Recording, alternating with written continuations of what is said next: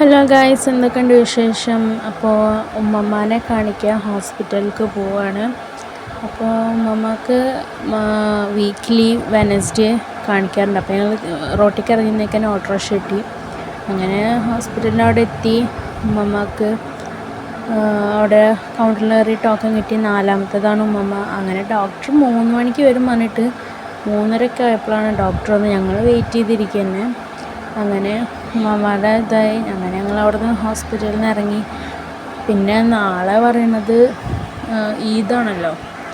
അപ്പോൾ വലിയ പെരുന്നാളിൻ്റെ തലേന്നാണ് ഉമ്മമ്മനായിട്ട് ഹോസ്പിറ്റലിൽ പോയി. അങ്ങനെ ഞങ്ങൾ വീട്ടിൽ വന്ന് ഞാൻ പെട്ടെന്ന് തന്നെ പോയി ഒന്ന് ഫ്രഷ് മീൻസ് ഹിജാബൊക്കെ ഒന്ന് അഴിച്ചിട്ട് ഒരു ആശ്വാസമായി. അങ്ങനെ ഞാൻ ഉമ്മമ്മനെ ഹെൽപ്പ് ചെയ്യാമല്ലോ വെച്ചിട്ട് കിച്ചണിൽ പോയപ്പോൾ ഉമ്മമ്മനെ പോയി നിസ്കരിച്ചിട്ട് പോയി.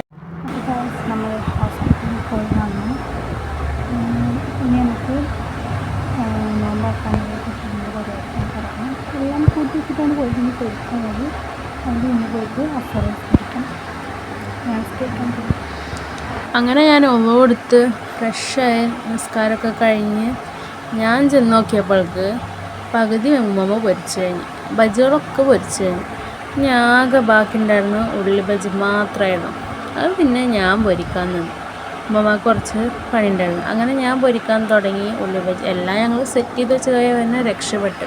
ഞങ്ങൾ തിരിച്ചെത്തുമ്പോൾക്ക് 4:30 ഒക്കെ കഴിഞ്ഞു. അതായത് 5 മണിയൊക്കെ ആവാനായിട്ടുണ്ടായിരുന്നു. അങ്ങനെ ഉള്ളി ബജി പൊരിച്ച് കഴിയാനായി.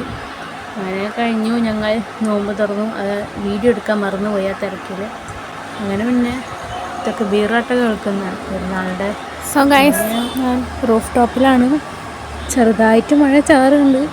അപ്പോൾ ആസ്വദിക്കാൻ വേണ്ടി വന്നിരുന്നത്. ഇപ്പോൾ സംഭവം കാണിച്ചു തരട്ടെ. ഞാൻ ഇത്രയും വലുതായി ഗൈസ്. എൻ്റെ അപ്പുറത്ത് വീടിൻ്റെ അവിടെ വരെ കാണാം.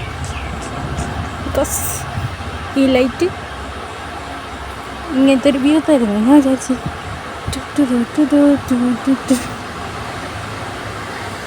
അപ്പോൾ എന്നാൽ ശരി, നാളെ കാണാം. ഈദ് മുബാറക്.